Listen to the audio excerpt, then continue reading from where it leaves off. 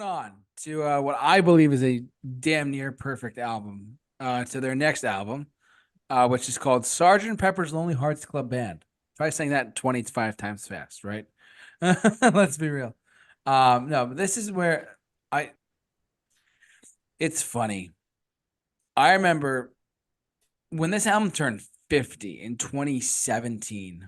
Um, I actually well, how to explain this?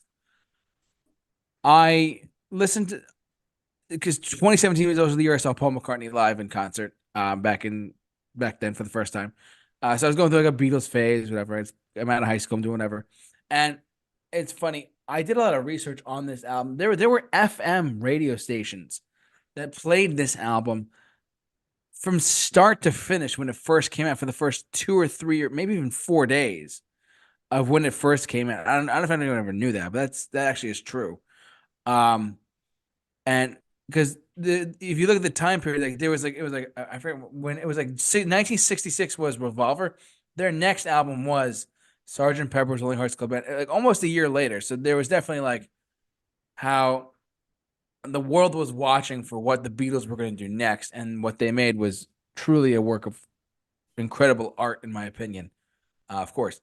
There are some things that I liked about this record. There's some things I did not like about this record, but I'm gonna get into all of it in a moment. But yeah, just want to get that background. But actually, that is true though. That there were FM like regular radio stations that would play nothing but this album for the first 3 or 4 days it was released. So put that in mind for a sec. You want to listen to a whole album on the radio for because the demand was just so high to hear just this one album. It's almost but like Taylor Swift is kind of doing that today, almost in a sense. But yeah, so the close we might never hear those words again, but let's just put it that way. Let me go down to the track listing for a sec for Sergeant Pepper's Lonely Hearts Club Band. I was listening to this again on the way home today from work, just to refresh my memory once again, as always. But yeah, man, you gotta. This is just a splurge of just great song after great song. The title track, yes. Sergeant Pepper's Lonely Hearts Club Band is a great song, and the very fact that they coupled it in the recording process to with a little help from my friends, where McCartney's the lead vocal here, and then it segues right into with a little help from my friends. I love that. I still love. You can't listen to one without the other, in my opinion. You can't listen to this song without listening to that song back to back. That's just how I personally interpret it. Lucy in the Sky with Diamonds.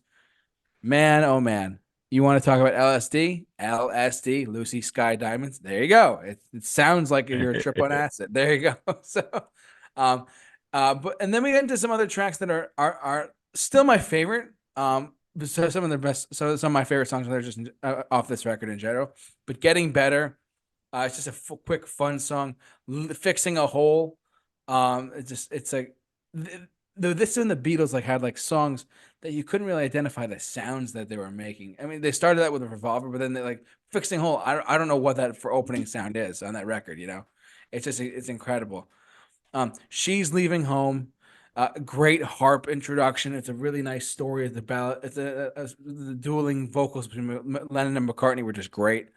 And then we get to my least favorite song on the record that I've heard live twice. Being for the benefit of Mr. Kite. Yes, you heard that right. I've seen that song live twice. Paul McCartney, if you're ever going to listen to us, don't ever play this song again. No one needs to hear this one song live ever again. Just saying. It's a good song. It's not a great song. It's very trippy. The ending of it is like spliced sounds together. And it's very like strange. I don't know why you play it live, but that's me. Side two opens with Within You, Without You, a George Harrison track again, like that Indian satire sound.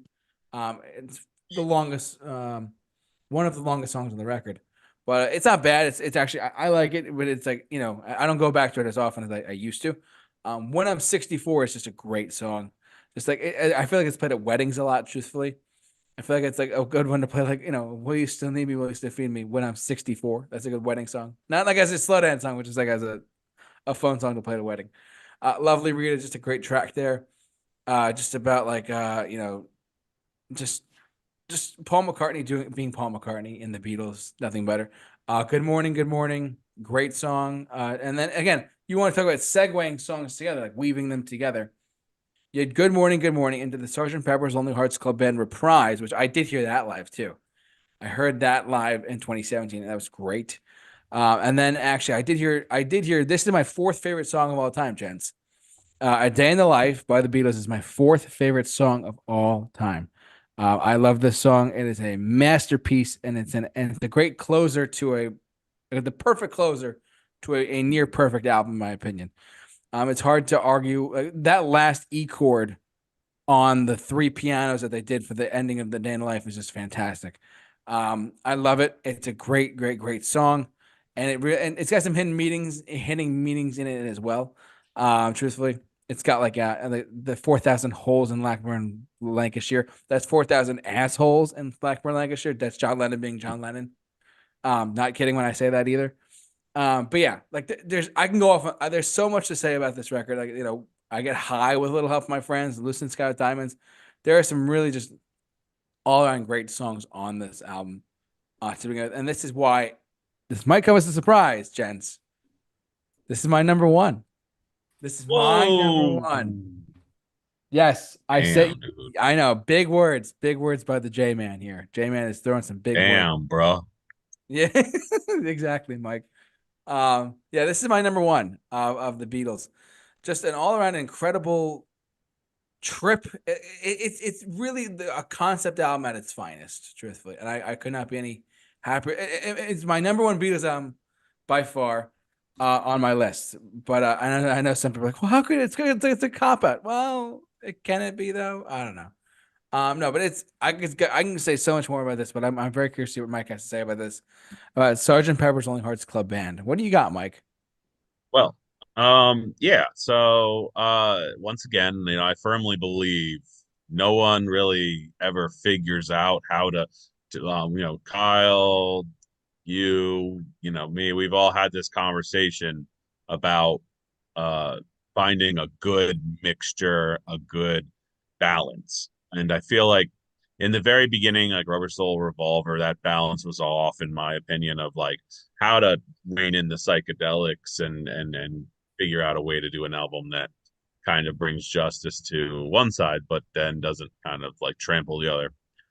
So I actually really enjoyed this album. It's actually one of those albums that where it does have some low points on it, with some kind of stuff. There's some fun, hokey kind of, corny stuff. Like the Beatles always took that opportunity to do strange things on these kinds of songs in order to kind of extend a lot of different elements, like they really do a bunch of different kind of different little kinds of things on it. If you want to go to the track listing, call me. Here we There's some go. good We're stuff. taking a look at the track There it listing. is, track listing.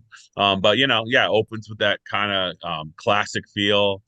Great song with a little help from my friends. I do enjoy the vocals of Ringo giving that kind of dynamic to the usual.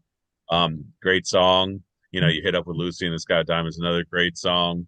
And I even enjoyed the kind of corny, weird stuff going on in the next three-song run, getting better, fixing a hole. Those are like kind of that weird little area there. Happy kind of feeling stuff. She's Leaving Home, a great song. Has such sad, tragic feel to it. I enjoy kind of stuff like that in music. I like the sad, tragic feeling of music, but I just kind of get the benefit for that, but not the benefit of Mr. Kite. That's for sure. I agree with you there. Meh, could do without it. Um, you know, then you got some weird stuff here too, but then, it kind of rounds out with some cool songs here. Day in the Life, another great highlight song. So it's got a lot of great things going on. It's got a lot of quintessential classic Beatles feel to it. Definitely stylistically, artistically, the whole nine yards. And the satire or the sitar that they were doing is definitely one of those things that I definitely can never get into. So saying all that, this is number five. Yeah, Boom. and it Wow. definitely yeah, definitely I think it in itself has a lot of corny kind of weirdo kind of stuff on that like the beginning of the second half. but I enjoy it, and it kind of gives it a certain characteristic. The beginning is a strong beginning, and got a good song at the end, and it's got some mixture in between. So just for importance alone as well, I try not to rule that in as like a thing, but I did enjoy this album, and it's got some interesting things going on. So yeah, 5 out of 5 in the rank. 5 out of the rank. You heard it here first. This is Mike's fifth favorite Beatles album. Get ready to get the Yeah. pitchforks going, guys. I'm just kidding. Yes, I think Kyle's going to go ahead and dash that whole thing, but we'll see. We'll see. We'll see. We'll Yeah, see. we'll see. Kyle, what do you got? I love this album. This Oh, is nice. an absolutely incredible album from front to back, with one, maybe two exceptions on that rule. I mean, that Sergeant Pepper's and With a Little Help from My Friends package deal of the song, like JT said, you can't listen to one without the other. Absolute Mm. classic. Love the transition from McCartney's vocals to Ringo's vocals on between the two songs there. Lucy in the Sky with Diamonds, probably their best trippy experimental psychedelic song in my opinion. And then yeah, like Mike said, there's some corny stuff on here, getting better, fixing a hole, but it works. It's fun, it works. What I really love about this album is I feel like this is more, at least vocally, has more of a McCartney presence than it does a John Lennon presence, which I really appreciate. Uh, Being for the benefit of Mr. Kite, I don't seem to hate it as much as you guys do. I don't care for it. I don't generally go back to it, but it doesn't bother me in context of the album. That cannot be said for Within You, Without You, which I will stand my ground that this is the worst thing that the Beatles have ever put on recording. I can't stand this song. And this is one thing that, starting with mostly Revolver onwards, but a little bit before that, I've learned I just really don't like the George Harrison songs. With the exception of one or two that we'll get to later, I can't stand the sitar, the Indian vibe. Don't like it at all. Could never get into it. For those people that like it and like that side of them, cool. Is it cool that they tried experimenting and doing something that really no one else was doing? Yeah. Just really falls flat for me. I feel like it's the one song that I don't think fits the context of the album. Like Mike, you were saying how they struck like a more of a balance here. Completely agree until it gets to this song, and I feel like I'm just thrown out of the rest of the album. But then it goes right into When I'm 64, which is one of my favorite Beatles songs. It's such a nice song, very well written, very well performed. And then from there, the album just keeps going. I mean, it's a great end with A Day in the Life. So I mean, this is my number one. This is my number one as well. Whoa. It's, I What? think, the closest the Beatles have ever gotten to a flawless album. I think it would have been e- extremely flawless without Within You, Without You, and maybe Being for the Benefit of Mr. Kite, you could take or leave. But yeah, the closest they've ever gotten, and I'll say for the Beatles, pretty good because, like Mike was saying, by doing this discography breakdown, I kind of learned that I'm not a big fan of listening to full albums by the Beatles. They were more of a hits band than anything. And I think a lot of that comes down to, like we talked about last week, just the sheer amount of songs that they were putting out and how quickly they were pushing them all out. But I think with this one, they hit gold, number one. I'm with you on that though. Like I more and more as I listen to music, I'm just like getting through a whole album, you realize how diverse and like um every single song tended to have a different thing going on with like marching bands or Mhm. sitars or weird like going off into different directions. But like where I respect that, it also takes me out of consistency with the songwriting where like you use it, you're using songwriting to capture your audience's heart. But when you do a lot of psychedelic off going off road, you got to be able to bring that back into a memorable song. You know what I'm trying to say? And a lot of the Mhm. times they went out and they never came back in. They went out to space and weren't able to rear that, like, pull that back in to really capture something.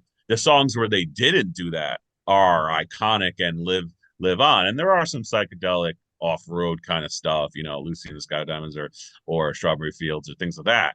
But like those had memorable melodies and hooks to them. Whereas a lot of the off-roading, when it comes to stuff that doesn't have any memorable, it's very progressive, it's very experimental, but it's doing it for the sake of it, not necessarily how can I make this into something that's really going to touch your soul musically and memorably, you know.